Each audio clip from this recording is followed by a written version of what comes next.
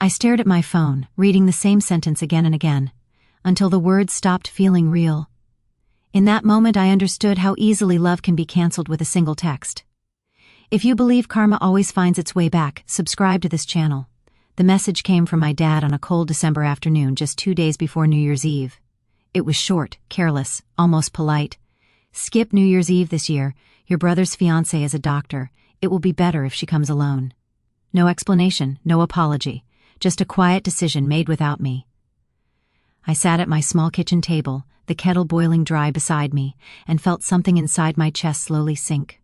I was 32 years old, working as a hospital administrator in London, and yet in that moment I felt like a child being told she did not belong. My name is Emily. I grew up believing family was something solid, something permanent. My dad, Peter, raised my younger brother Daniel and me after our mum passed away when I was 17. He used to say we were all each other had. I believed him. For years I tried to be the steady one. I worked hard, stayed close to home, visited often. Daniel moved faster through life. He was louder, more confident, and people naturally made space for him. Dad admired that.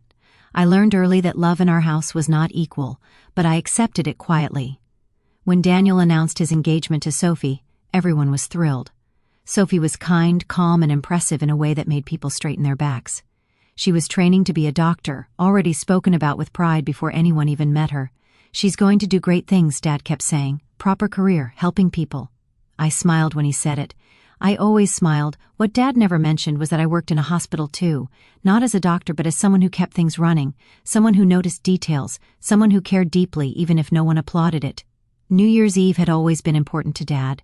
Ever since Mum died, he hated being alone at the end of the year. We would sit together, eat something simple, watch the fireworks on television and pretend things were fine. That year was supposed to be special. Daniel and Sophie's first New Year as an engaged couple. I had even bought a small gift, wrapped carefully, placed by my door days in advance. After the text, I didn't cry straight away. I just sat there, listening to the kettle click off, the room filled with silence. I wondered how long this decision had been made, whether my absence had been discussed over dinner, whether Sophie even knew I was being left out. I typed a reply, then deleted it, typed another. Deleted that too. In the end, I wrote nothing. Sometimes the deepest hurt comes not from anger but from being quietly removed, as if your place was never secure to begin with. That night, as the sky darkened outside my window, I had no idea that this small moment of exclusion was the first step in a much longer journey. A journey that would test loyalty, break pride, and slowly teach my father something he never expected to learn. Because karma does not rush, it waits.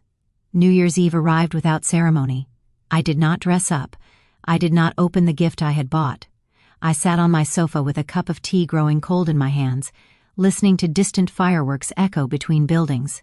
Somewhere across the city, my family was together, laughing, counting down, welcoming a new year without me. I told myself it should not matter. I was an adult. I had my own life. But exclusion has a way of reopening old wounds, especially when it comes from the people who are meant to protect you. The next morning, Dad rang me. "Happy New Year," he said, cheerful, as if nothing had happened. I wished him the same. My voice sounded smaller than usual. "You would have liked Sophie," he continued. "Very polite, smart, knows her stuff. She was talking about hospitals most of the night." Something tightened in my chest. "I already know her," I said quietly. There was a pause, a brief one, but enough. "Well, yes," he replied, brushing past it. "But I mean properly. She's going to be an excellent doctor. Daniel's done well for himself." I wanted to tell him that I worked with doctors every day, that I helped manage rotas, patient flow, emergency pressures, that without people like me, the hospital would fall apart. But I had learned that explaining myself to Dad only made him uncomfortable, so I stayed silent. Over the next few weeks, the pattern became clearer. Family group messages filled with praise for Sophie, articles about medicine, comments about how lucky Daniel was, invitations discussed that somehow did not reach me until the last minute, if at all. One Sunday, I visited Dad's house for lunch. Sophie was there. She greeted me warmly, genuinely pleased to see me. For a brief moment, I felt relief, but Dad barely looked at me. He served Sophie first, asked about her training, asked how she managed the pressure, asked if she thought the NHS would improve. When I tried to join the conversation, he gently cut across me. "Emily wouldn't understand that side of things," he said, smiling, as if it was harmless. "She does paperwork." The word sat heavy on the table, paperwork. I felt my face burn. Sophie looked uncomfortable, glancing at me, but said nothing. Daniel avoided my eyes.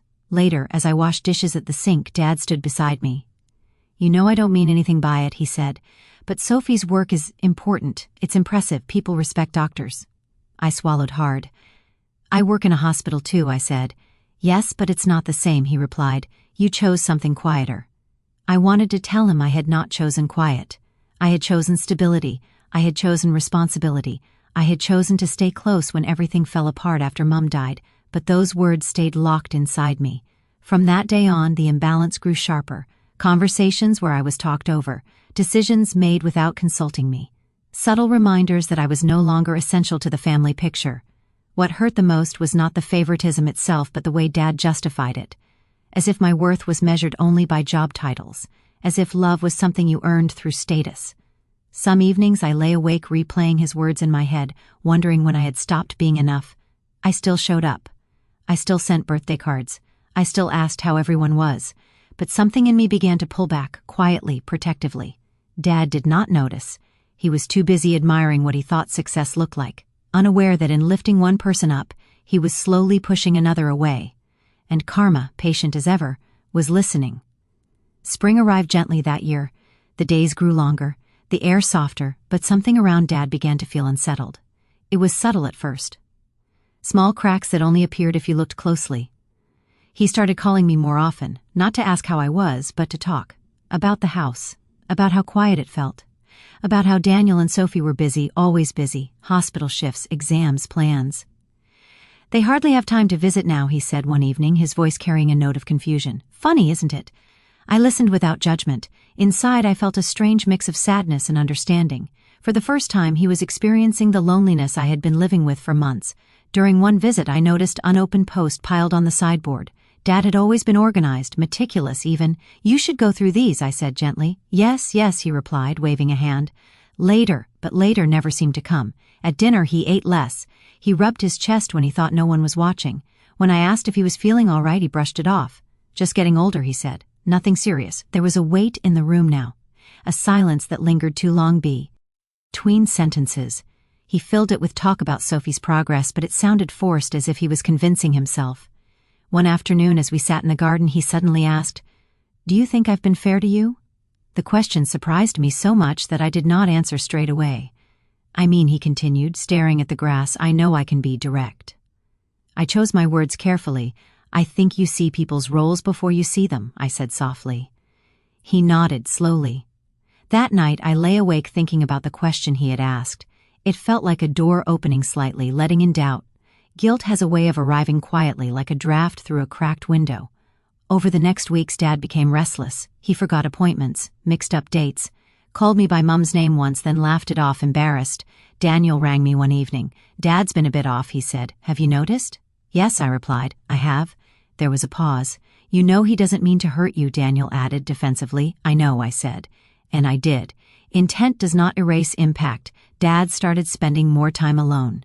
The praise for Sophie faded into silence, replaced by something heavier. Regret does not announce itself loudly. It settles in the chest, tight and uncomfortable. One evening I found him sitting in the dark, television off, hands folded. "I keep thinking about New Year's Eve," he said suddenly. My heart skipped. "I don't know why I said that to you," he continued. "It felt practical at the time. Practical." I said nothing. Silence can be more powerful than argument. "I hope you know I'm proud of you," he added quickly, almost desperately. I wanted to believe him, truly I did, but pride spoken too late often struggles to land where it should. As I left his house that night, I felt an uneasy calm, like the air before a storm. Karma was no longer distant. It was close enough to be felt in the quiet moments. By summer, everything began to feel fragile. Dad's energy faded in ways that could no longer be ignored. He canceled plans at the last minute. He stopped tending the garden, something he had loved for years. The house smelled stale, curtains drawn even on bright days. When I suggested he see his GP, he snapped at me. "I'm fine," he said sharply. "Stop fussing."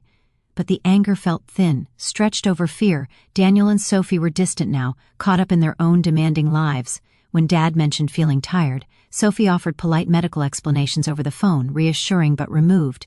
He should rest more, she said, probably stress. Rest did not fix it. One afternoon, Dad forgot how to get home from the local shop. He rang me, his voice tight with panic. "I'm on the high street," he said. Everything looks wrong." I drove there immediately and found him sitting on a bench, shoulders slumped, eyes glassy. In the car, he stared out of the window, silent.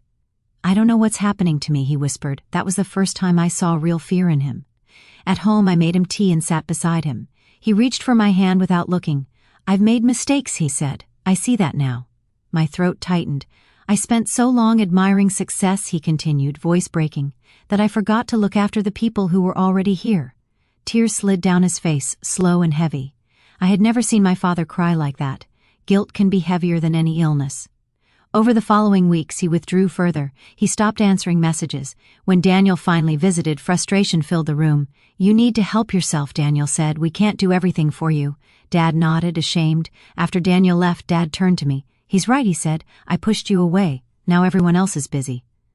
I wanted to tell him it was not too late, that relationships could heal. But karma was already tightening its grip, not with cruelty but with consequence. The man who once felt in company, Entrol, now felt small, dependent, alone. And somewhere deep inside him the understanding settled fully. Life was becoming unstable, not because of age or bad luck, but because of choices. By the time autumn arrived, Dad agreed to see a doctor. Neither of us knew how serious things were about to become, but the air was thick with inevitability. Karma does not shout, it waits until you are ready to listen. The hospital smelled the same as it always did, clean, sharp, familiar. Yet that day, walking beside my father through the automatic doors, it felt like a place I had never known. The echo of footsteps, the low hum of voices, the distant beeping of machines. Everything sounded louder when fear was sitting in your chest. Dad sat quietly in the waiting area, his hands folded tightly in his lap. He looked smaller than I remembered, older, as if time had suddenly caught up with him all at once. When the consultant called his name, Dad flinched. I went in with him. The doctor spoke gently, carefully, using words that were clear but heavy. Advanced cancer. The room seemed to tilt. Dad stared straight ahead, not blinking, as if the sentence had been spoken in another language. I watched his face change layer by layer. Confusion, shock, then something deeper. Recognition. When the doctor left us alone, the silence was unbearable. "This is it, isn't it?" Dad whispered. "This is what I deserve." My heart broke in a way I did not know was possible. "Please don't say that," I said softly, but he shook his head, tears streaming freely now. "I see it so clearly," he said. "Every moment I dismissed you, every time I made you feel small, I thought success protected me. I thought being proud of others made me a good man." He covered his face with his hands and sobbed. "I hurt my own daughter," he cried. "And now I'm here."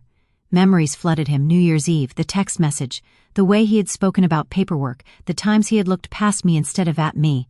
"I was blind," he said through broken breaths, "and I can't take it back." The days that followed were some of the hardest of my life. Chemotherapy, long corridors, late nights. Dad grew weaker, his body failing him in quiet, relentless ways, but his mind was painfully awake. Sometimes in the middle of the night, he would grip my hand. "I'm so sorry," he would whisper. "I'm so sorry, Emily." I stayed, not because I felt obligated, but because love, even when bruised, can still choose compassion. One evening after a particularly hard day, he looked at me with clear eyes. "If I survive this," he said, voice trembling, "I will spend the rest of my life making sure you never doubt your worth again." I nodded, tears falling silently. Illness strips people down to their truth, and in that hospital room, surrounded by quiet machines and regret, my father finally saw the cost of the way he had loved. Karma had struck, not to destroy him, but to wake him.